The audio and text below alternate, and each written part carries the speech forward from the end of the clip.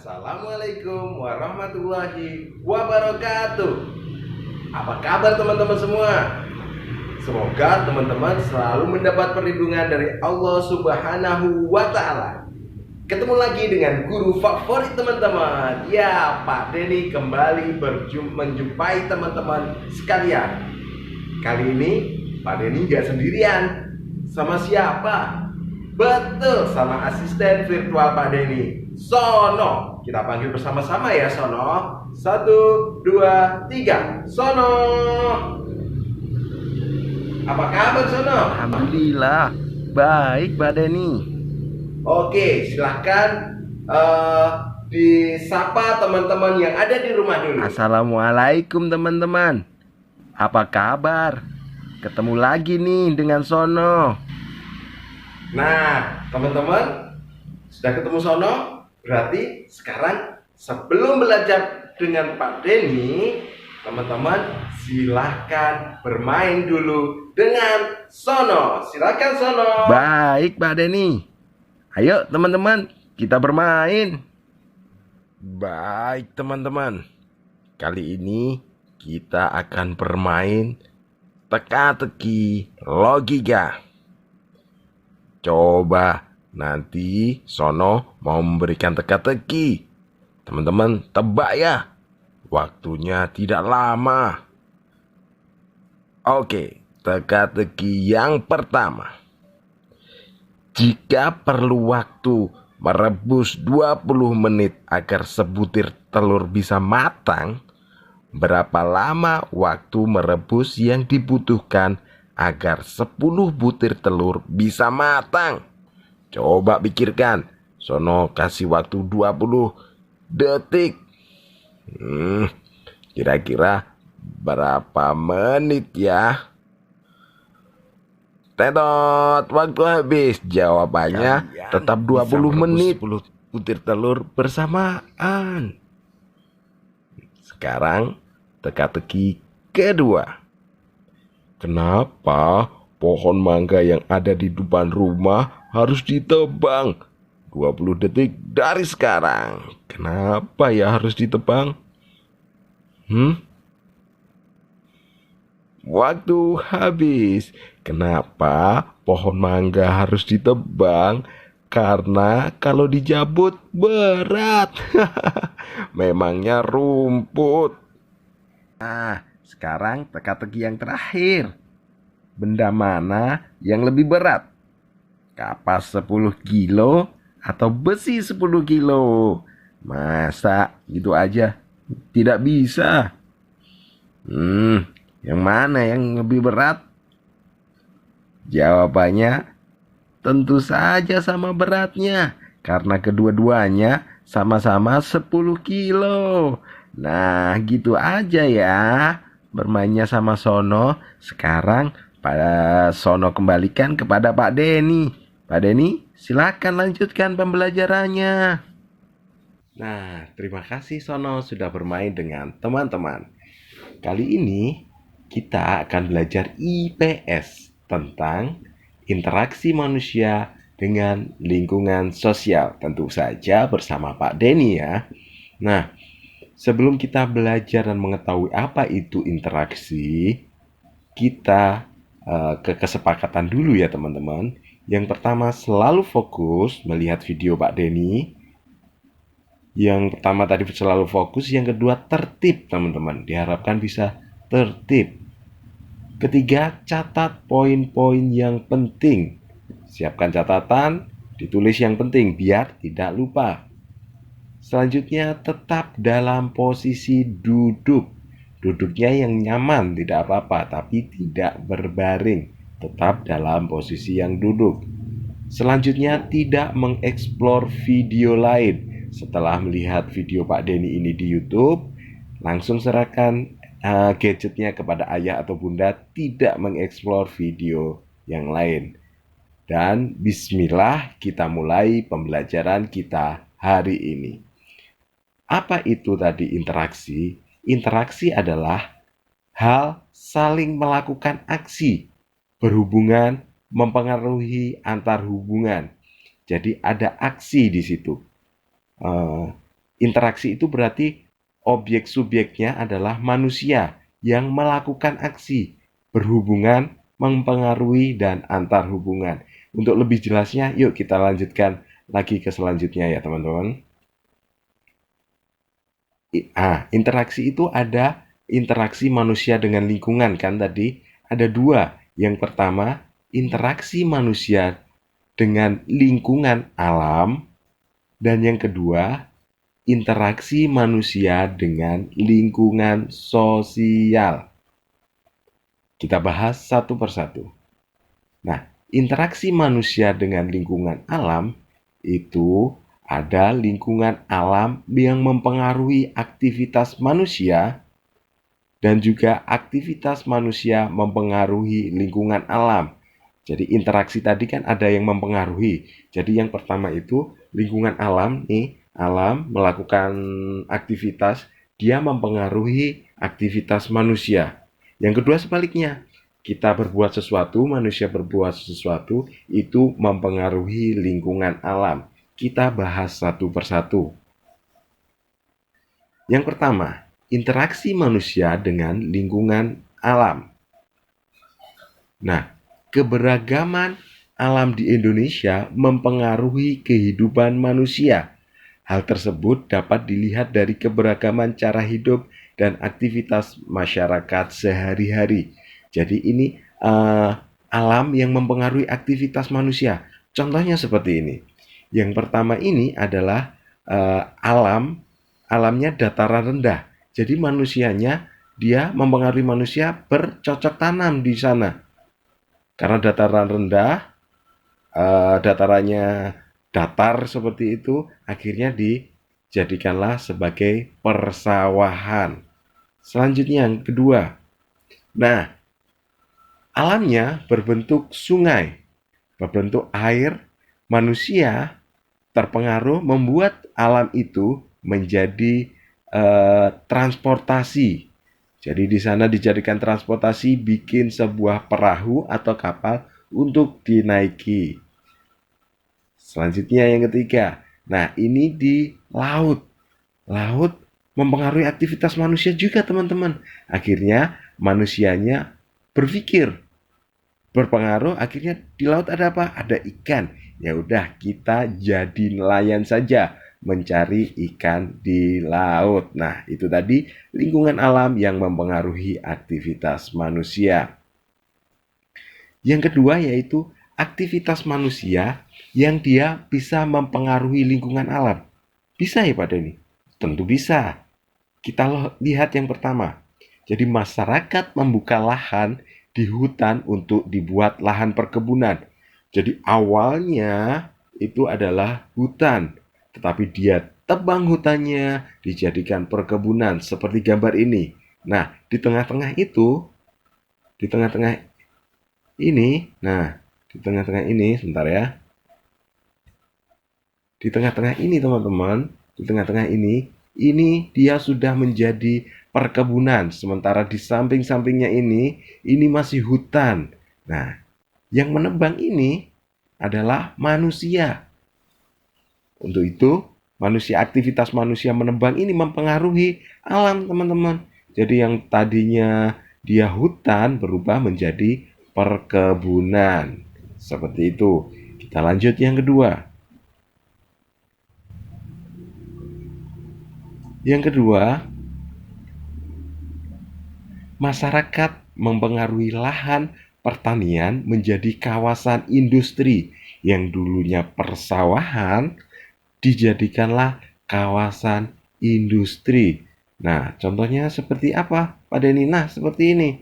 Ya, seperti ini. Awalnya ini lahan pertanian, ibu ini sedang bercocok tanam. Tetapi dia rubah menjadi kawasan industri, ada pabrik di sini.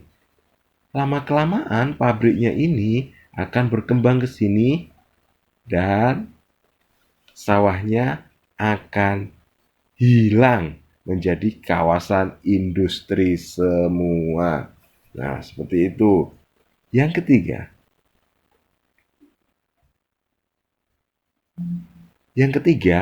Masyarakat meratakan bukit untuk membangun jalan raya. Contohnya seperti ini, ya. Nah, ini adalah bukit, teman-teman. Bukit semua. Ini dulu tidak ada jalan. Bukit semua. Ini juga bukit. Kemudian karena manusia ingin jalanan yang lebih cepat, makanya dia membuat jalan di sini. Ini yang dulunya bukit dibuatlah menjadi jalan. Akhirnya alamnya pun terpengaruh. Jadi dia berubah menjadi jalanan di sini. Nah, seperti itu. Selanjutnya, yang keempat adalah masyarakat mengubah lahan pertanian menjadi pemukiman. Nah, contohnya seperti ini yang teman-teman.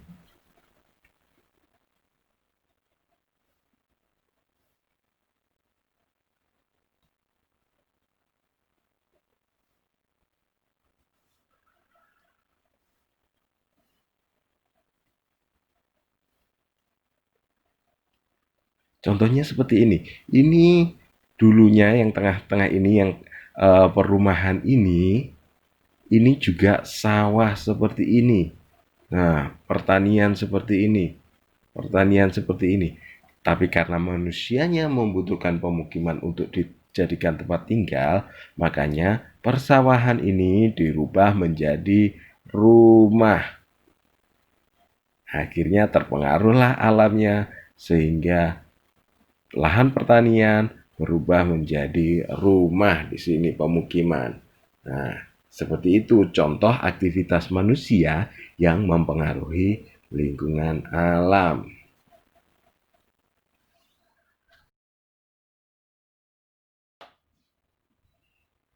Nah, teman-teman, di dalam melakukan aktivitas manusia tadi, di dalam mempengaruhi alam, itu agar alam tidak dirusak atau alam tidak menjadi eh, rusak, itu ada yang namanya istilah AMDAL, yaitu analisis mengenai dampak lingkungan. Peraturan ini mewajibkan analisis dampak setiap aktivitas pembangunan terhadap lingkungan alam, sosial, dan budaya. Jadi ketika membangun, AMDAL itu kepanjangannya dari analisis mengenai dampak lingkungan. Jadi AMDAL ini sebelum membangun itu ada peraturan, diperhatikan dulu alam di sekitarnya terpengaruh nggak, terpengaruh tajam nggak, negatif nggak. Nah, seperti itu. Kalau dia tidak lulus AMDAL, maka tidak boleh membangun. Contohnya seperti ini ya, teman-teman. Tujuannya untuk mencegah kerusakan lingkungan aktivitas akibat aktivitas pembangunan. Jadi biar membangun itu dia lingkungannya tetap bagus, tetap sehat dan tidak rusak. Contohnya seperti ini. Contoh AMDAL ini ya, teman-teman. Jadi ketika orang membangun hotel, ya kan? Orang membangun hotel, hotel itu kan membutuhkan air, listrik, dan limbah yang dihasilkan dari pembangunan itu mau dibuang kemana, Hinggu? Hingga berdirinya hotel pasti akan mengganggu kenyamanan penduduk sekitar. Ya kan? Kalau list air misalnya, air dia mengambil dari sumur, tentu sumur tetangga-tetangganya akan kering. Terus limbahnya mau dibuang kemana? Itu harus diperhatikan. Jika hotel tidak memperhatikan itu, maka AMDAL dalam hal ini berguna untuk menghindari hal tersebut biar tidak terjadi. Jika hotel tidak memperhatikan itu, misalnya airnya ngambil dari sumur, terus listriknya ngambil sembarangan, limbahnya dibuang ke sungai sehingga mempengaruhi lingkungan sekitar, tentu tidak diizinkan untuk membangun hotel di situ. Nah, itu contohnya AMDAL dalam sebuah kasus pembangunan hotel. Kita lanjut. Yang kedua, interaksi manusia dengan lingkungan sosial. Jadi hubungan interaksi dengan lingkungan sosial. Kalau tadi lingkungan alam, alam itu berarti ciptaan Allah. Kalau sosial itu manusia, teman-teman ya. Sosial itu manusia. Nah, setiap manusia itu tidak bisa hidup sendiri. Itulah mengapa manusia dijuluki sebagai makhluk sosial atau zon politikon. Teman-teman perhatikan nggak? Setiap manusia hadir di dunia ini. Dari dia lahir sampai dia meninggal, pasti butuh bantuan orang lain. Ketika kita lahir, dibantu dokter, suster. Ketika kita anak-anak, dibantu ibu kita untuk makan, berjalan. Ketika kita SD, kita dibantu belajar oleh bapak ibu guru.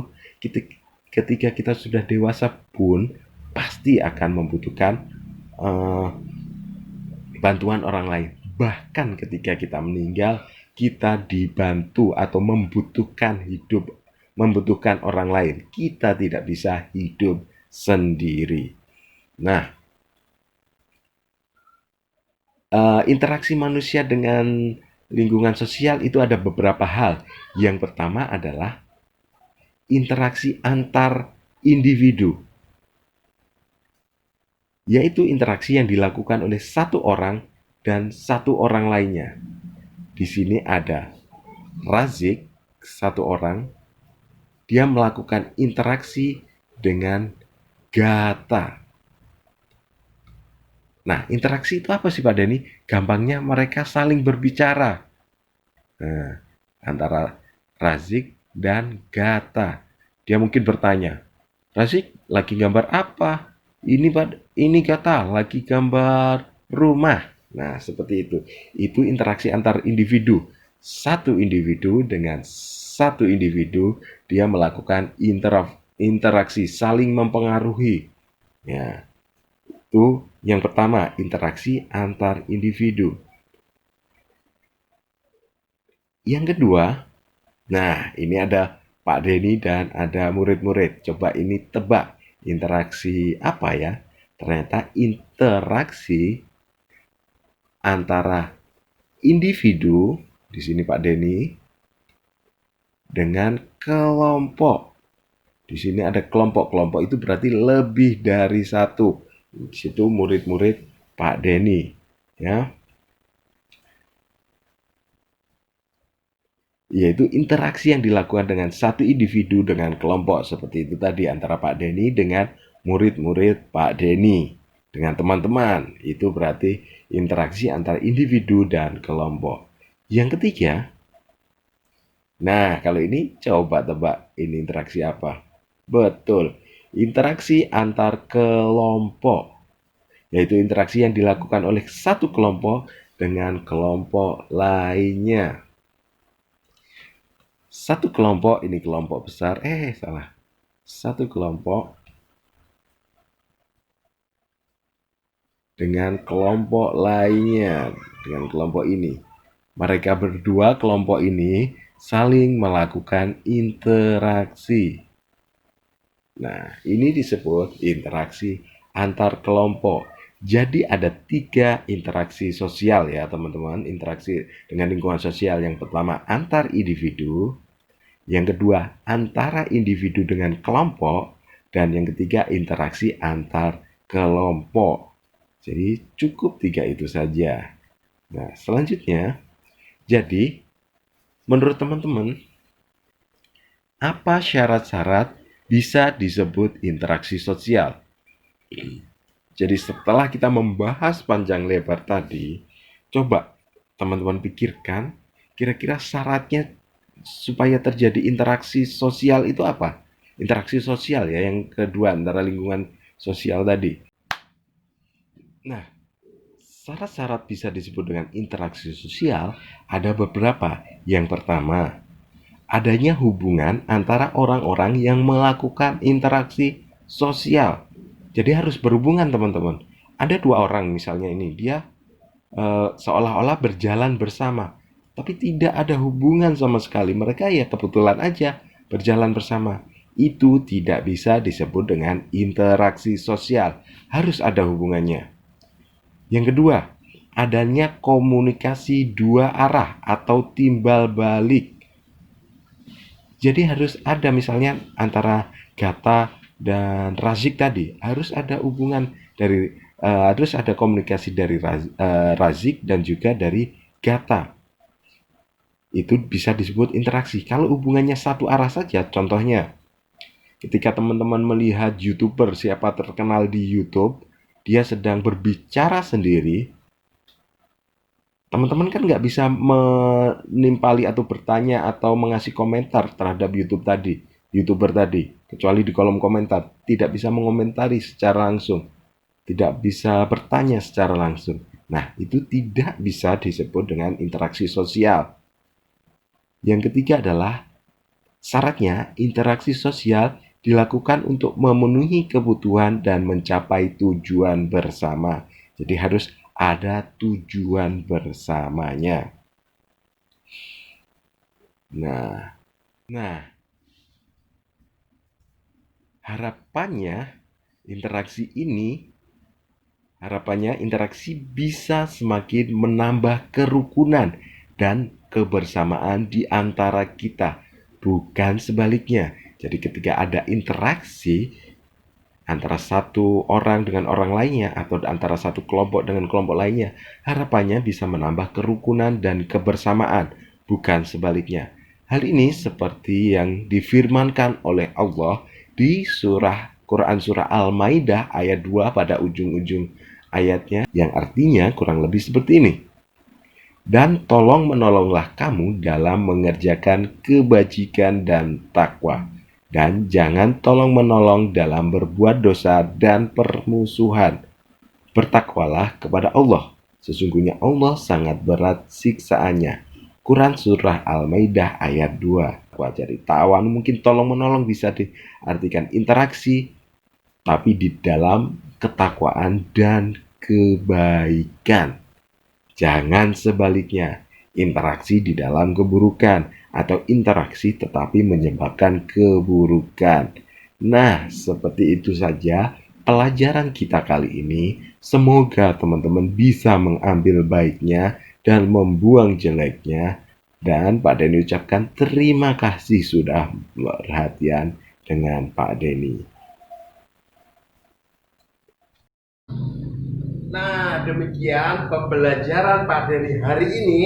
Semoga bermanfaat ya teman-teman. Pak Denny dan Sono undur diri. Assalamualaikum warahmatullahi wabarakatuh.